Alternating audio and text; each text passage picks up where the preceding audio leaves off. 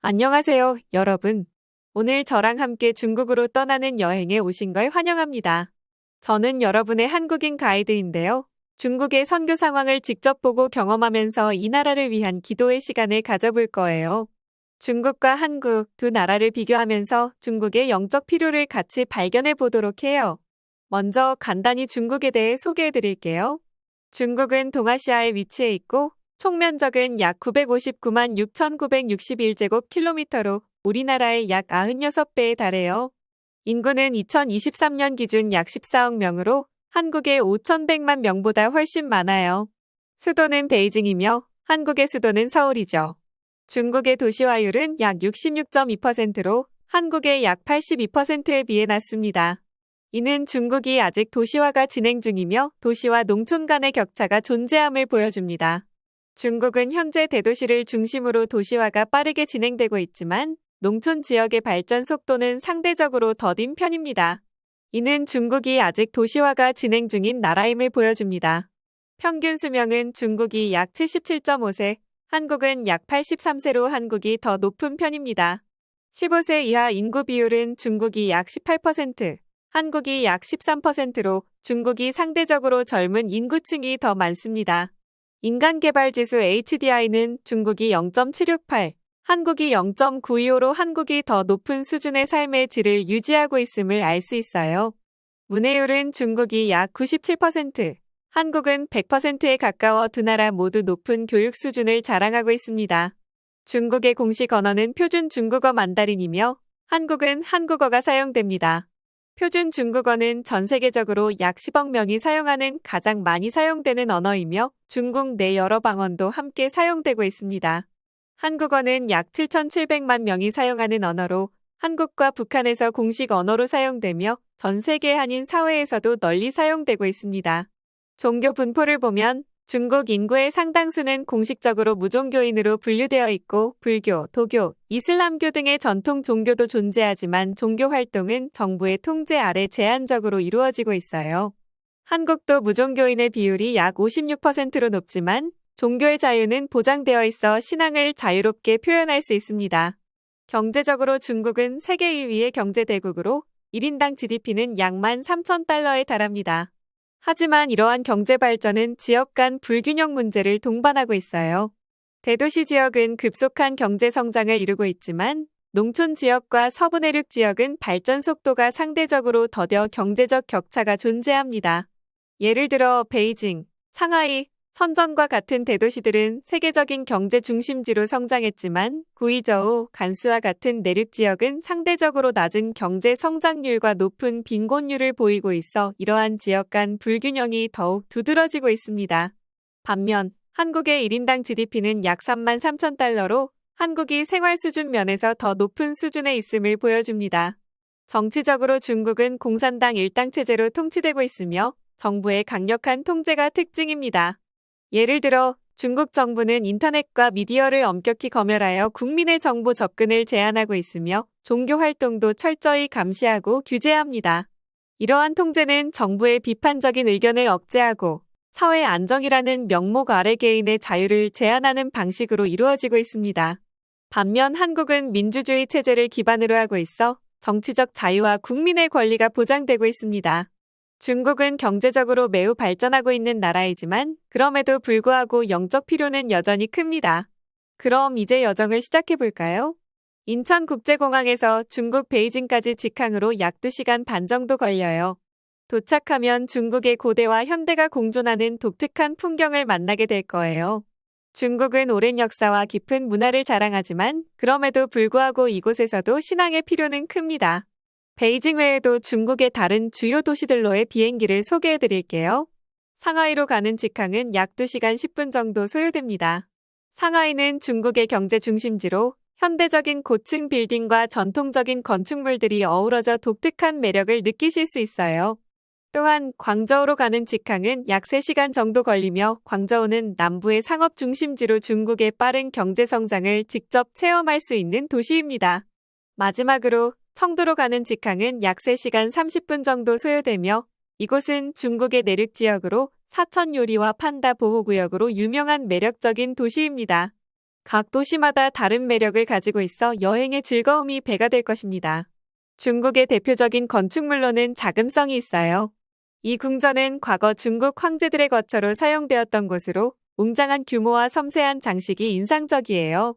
한국의 경복궁과 비교해보면 두 건축물 모두 나라의 역사적 중심지였다는 공통점이 있지만 자금성은 그 규모와 장식 면에서 훨씬 더 웅장하고 정교합니다. 또 만리장성은 중국의 방대한 역사를 상징하는 건축물로 한국의 한양도성과 같은 방어 목적으로 지어진 유적이지만 그 규모와 길이는 비교할 수 없을 만큼 크죠. 중국에는 이외에도 많은 세계적인 유산이 있습니다. 예를 들어 베이징에 위치한 천단은 중국의 황제들이 하늘의 제사를 지내던 곳으로 웅장한 건축과 역사적 의미를 담고 있어요. 한국의 종묘와 비슷하게 나라의 중요한 제사를 지내던 장소지만 규모와 상징성 면에서 큰 차이가 있습니다. 또한 중국 남부에 위치한 리장고성은 중국 전통의 아름다움과 자연이 어우러진 곳으로 한국의 전주 한옥마을과 같은 전통적인 도시 풍경을 보여주지만 훨씬 넓고 복잡한 구조를 가지고 있어요. 또한 상하이에는 상하이타워와 같은 현대적인 건축물들이 있어요. 한국의 롯데월드타워와 같은 초고층 빌딩과 비교해보면 두 도시 모두 빠르게 발전하며 세계적인 도시로 자리매김하고 있음을 볼 수 있어요. 상하이타워는 중국의 경제적 성장을 상징하는 건축물로 현대 중국의 역동성을 잘 보여줍니다. 그리고 9일인 의카르스트 지형은 유네스코 세계자연유산으로 지정된 곳으로 아름다운 자연경관은 한국의 설악산과 같은 자연의 아름다움을 보여주지만 그 규모와 형성 과정에서 큰 차이가 있답니다. 이제 중국의 종교 현황을 한번 살펴볼까요? 2023년 기준으로 중국 인구의 상당수는 공식적으로 무종교인으로 분류되어 있어요. 불교, 도교, 이슬람교 등의 전통 종교도 존재하지만 종교 활동은 정부의 통제 아래 제한적으로 이루어지고 있습니다.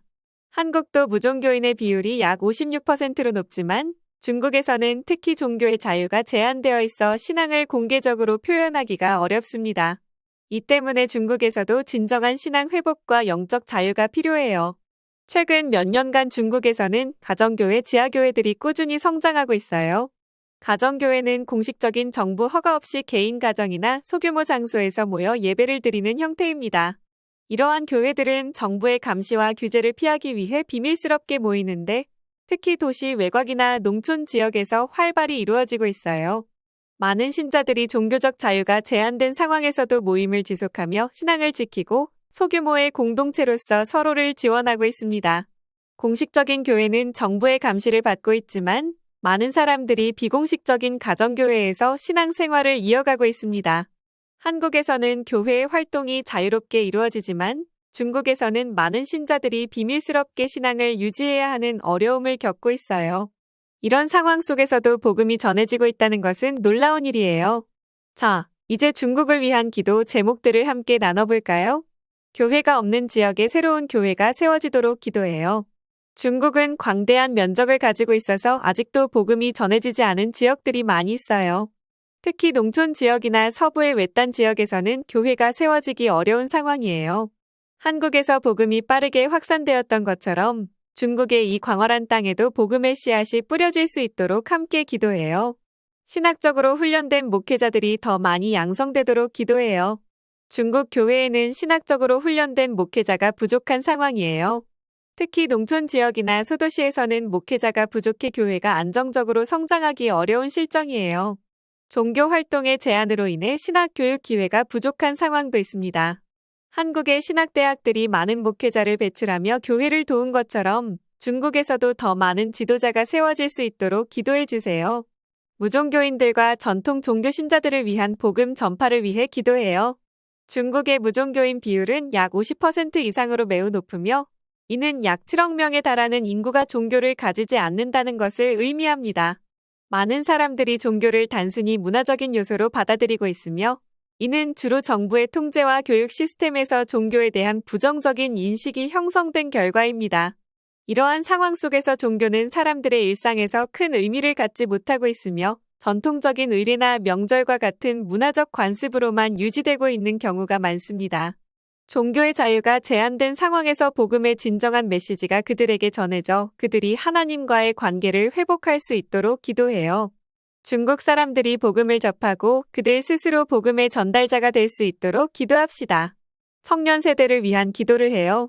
중국의 청년 세대는 과중한 학업과 직장 생활 그리고 사회적 압박으로 인해 신앙을 가질 여유가 없는 경우가 많아요. 중국의 교육 시스템은 경쟁이 치열하며 많은 학생들이 대학 입시와 성공적인 경력을 위해 학업에 모든 시간을 쏟아야 합니다. 또한 졸업 후에는 높은 실업률과 치열한 직장 경쟁으로 인해 스트레스와 불안에 시달리는 경우가 많아요. 이러한 환경 속에서 청년들이 신앙을 가질 시간이나 마음의 여유를 찾기 어려운 상황입니다. 현대의 세속주의와 물질주의에 빠져 신앙의 중요성을 잃어가고 있는 이들이 많습니다. 한국에서도 청년들의 교회 이탈이 큰 문제인 것처럼 중국 청년들이 신앙의 참된 가치를 발견하고 교회로 돌아올 수 있도록 기도해 주세요. 청년들을 위한 다양한 프로그램과 모임이 활성화되어 그들이 믿음 안에서 성장할 수 있는 환경이 만들어지기를 바랍니다. 종교의 자유와 영적 가치를 찾을 수 있도록 기도해요. 중국에서는 정부의 종교 통제로 인해 신앙의 자유가 제한되어 있어요. 중국 정부는 종교 활동에 대한 엄격한 규제 정책을 시행하고 있으며 종교단체는 반드시 정부에 등록하고 감시를 받아야 합니다. 정부의 허가 없이 이루어지는 종교 모임은 불법으로 간주되어 단속의 대상이 되고 종교 지도자나 신도들이 체포되는 경우도 흔합니다. 특히 교회와 종교시설은 지속적인 감시 아래 놓여 있으며 예배와 설교 내용도 정부의 허가를 받아야 하는 경우가 많습니다. 경제적으로 발전하고 있는 나라지만 많은 사람들이 영적인 가치를 발견하는 데 어려움을 겪고 있습니다. 경제적 발전 속에서도 사람들이 물질에 얽매이지 않고 영적인 가치를 찾을 수 있도록 기도해 주세요. 한국도 경제적 발전을 이루면서 영적인 가치를 잃지 않기 위해 노력했던 것처럼 중국도 물질주의를 넘어서 영적 성장으로 나아갈 수 있도록 기도해요. 다문화 사회로 나아가는 중국을 위해 기도해요. 중국은 여러 소수민족이 함께 살아가는 다민족 국가입니다. 56개의 소수민족들이 각기 다른 문화를 유지하며 살아가고 있어요. 이들이 서로 화합하고 복음을 접할 수 있는 기회를 가지며 이를 통해 중국 교회가 더욱 다양성 있고 포용적인 모습으로 성장할 수 있도록 기도해요. 중국 내에서 소수민족들이 직면하는 사회적, 경제적 어려움도 함께 기억하면서 이들이 복음을 통해 영적 위로와 지지를 받을 수 있기를 기도해요. 중국 교회가 소수민족을 환영하고 그들에게 복음의 메시지를 전할 수 있는 열린 공동체가 되기를 소망합니다. 이제 우리의 여행도 거의 끝나가지만 중국을 위한 우리의 기도는 여기서 끝나지 않아요. 중국은 한국과는 다른 역사와 배경을 가지고 있지만 복음의 필요성은 두 나라 모두에게 동일해요. 중국의 영적 부흥이 시작되어 그 영향력이 전 세계로 퍼져나가기를 바랍니다. 중국어가 전 세계적으로 많은 사람들이 사용하는 언어인 만큼 중국에서 시작된 복음의 불씨가 아시아와 전 세계로 퍼져나갈 수 있기를 간절히 기도해요. 자, 이제 우리는 한국으로 돌아가지만 중국을 위한 우리의 기도는 계속될 거예요. 여러분의 기도가 중국 교회를 세우고 새로운 복음의 역사를 이루는 데 큰 힘이 될 거예요. 여러분, 함께 해주셔서 정말 감사합니다.